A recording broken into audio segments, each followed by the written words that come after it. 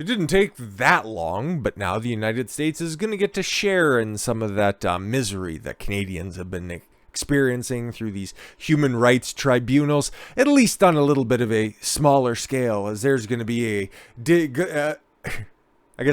federal disinformation board. And now that it's been announced and established, who's running this, by the way? Is it going to be somebody whose impartiality is not at all questioned whatsoever, and somebody who is going to be there to maintain and uphold every single amendment in the United States Constitution? You fucking know that's not the case. White House pick for Big Brother like Disinformation Board spread lies about Hunter Biden's laptop. Of course, she is just a total fucking leftist right down to her goddamn core, and why did you ever expect anything else? President Biden's pick to lead his Department of Homeland Security's Big Brother-like Disinformation Governance Board. It sounds so nice when you just have nice long $10 words. See, it's not the Ministry of Truth, it's a Disinformation Governance Board, because we at the government know what you people need to know, and we know the truth.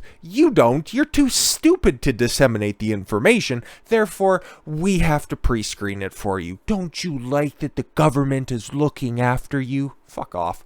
Nina Jankowicz, who was a disinformation fellow at the Wilson Center. Sweet. The Woodrow Wilson Center, where every morning everybody came in to work and got their coffee, and they all watched a screening of Birth of a Nation, as repeatedly cast doubt on the Post's reporting about Hunter Biden's laptop and several other things as well. During a series of live tweets during the presidential debate between Biden and Trump in October of 2020, that should have been the second one, because the first one I think was in early or late September. I gotta go back and take a look, but the October one was the fun one, because that's the one where Joe Biden really shit his fucking brain when he was calling Abraham Lincoln over there and the poor boys, and I'm getting sleepy. Anyways, yeah, back on the laptop from hell, apparently, Biden notes 50 former NatSec and National Secretary officials and 5 former heads of the CIA believe the laptop is a Russian influence op. Jankowicz tweeted, "Trump says Russia, Russia, Russia," she added. Her tweet resurfaced immediately after she was revealed to be named the executive director of the new Information Bureau on Wednesday, as conservatives slammed her as a leftist radical. Well, if the shoe fits, stick it in your... I was going to say something far more vulgar. Anyways, and expressed doubt in her ability to spot misinformation. No, because she creates it and propagates it. That's her job now. Why do they all look like Gretchen Whitmer? Fucking hate this, you Downsy version, whatever. Jankowicz tried to brush off the controversy surrounding her old laptop tweet, saying, "For those who believe this tweet is key to all my views, it is simply a direct quote from both candidates during the final presidential debate." I'm sure it is their sweetheart, okay? Not just directly taken out of context or anything like that. Anyways, it is simply a direct quote from both candidates during the final presidential debate. If you look at my timeline, I'd rather not, you will see I was live tweeting that evening. But the Russian misinformation expert had told the Associated Press just the week earlier that there was doubt the laptop even belonged to Hunter, and there were multiple red flags that emails uncovered from the device were legit. And something else that I want to bring to everybody's attention, that's the tweet, okay, directly sourced from her Twitter feed. So they got the date posted and the very popular tweet that she put up, 113 likes. Sorry, sweetheart, nobody cares. And you're, now running a major department in the federal government. God, you'll fit right in with this fucking lackluster affair. Anyways, no, you see her name right there, Nina Jankowicz. And remember, she's been announced and she's going to be the head of this Ministry of Truth, okay? You're going to be a highfalutin member of the federal government now, if you weren't already before, so I don't know where the hell you were, nor do I really care. But why exactly? You can have 2 flags in the bio, but if you're going to be a representative of one country, that should be the one that probably comes first. I understand that you have a Slavic-sounding name, but as somebody who also has significant Ukrainian heritage, Jankowicz, that's Polish, okay? It's not Ukrainian. But back to what she was originally saying about Hunter Biden's definitely not Russian disinformation propaganda laptop. We should view it as a Trump campaign product, Jankowicz said at the time.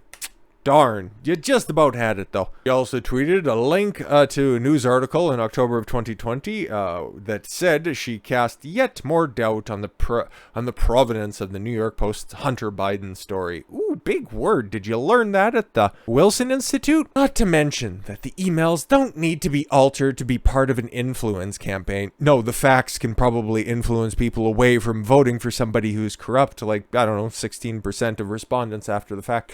Voters deserve that context, not a fairy tale about a laptop repair shop. Oh, it's just a fairy tale, bro. Cool. Wisconsin Senator Ron Johnson slammed Jankowicz on a Wednesday as a beacon of misinformation over the dismissal of the laptop and accused her of furthering the false media narrative with her series of tweets. Yeah, but she reads the New York Times, okay? Not the Post. The Post is trash, right? The Times, that's where all the truth comes from. She also researched Russian disinformation tactics and online harassment, also previously praised Christopher Steele. She's really good for this job because she definitely knows where all the misinformation is. She just can't figure out that it is in fact lies and bullshit. The author of the since discredited Trump-bashing dossier, the one where he hired Russian hookers to piss on a bed. In August of 2020, Jankowicz tweeted about a former British spy's appearance on the Infotagion podcast, writing, listening to last night. Chris Steele, yes, that Chris Steele. Oh my God, fucking hopefully you don't slip off your chair. Provides some great historical context about the evolution of disinformation. Worth a listen. Remember, she's going to be in charge of what is true and what is false. Great. Steele's fake dossier, which sparked a probe into whether former President Donald Trump or his campaign concluded with Russians during the 2016 election, was eventually debunked by literally anybody who read it.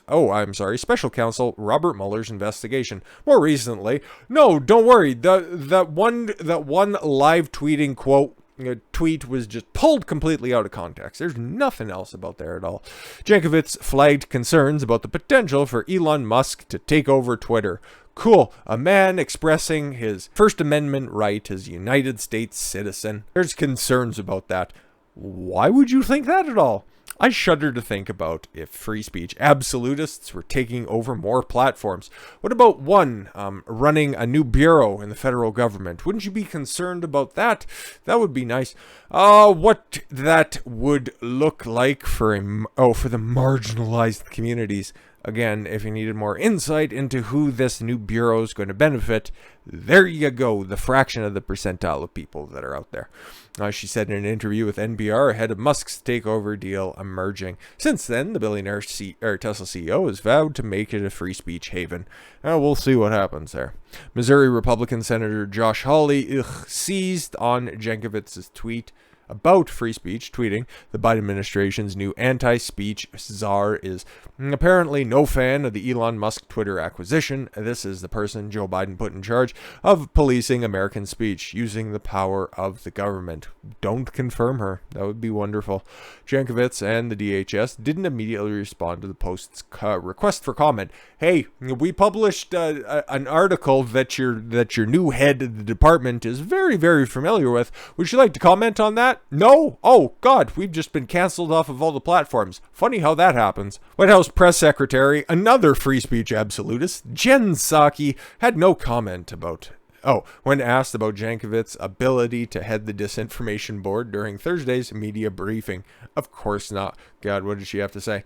I don't have any comment on the laptop, and I don't know who this individual is, so I have no comment on that specifically. Well, you're theoretically going to be co-workers in the near future, so you should probably have a fucking opinion on this, and if you're supposed to be the mouthpiece of the Biden administration, you should probably get fucking familiar with it, because it appears your boss is, so I don't know, man. This is an entire fucking clown world administration run right out of the fucking circus tent at 1600 Pennsylvania Avenue, so it's totally par for the fucking course, if we're going to be honest.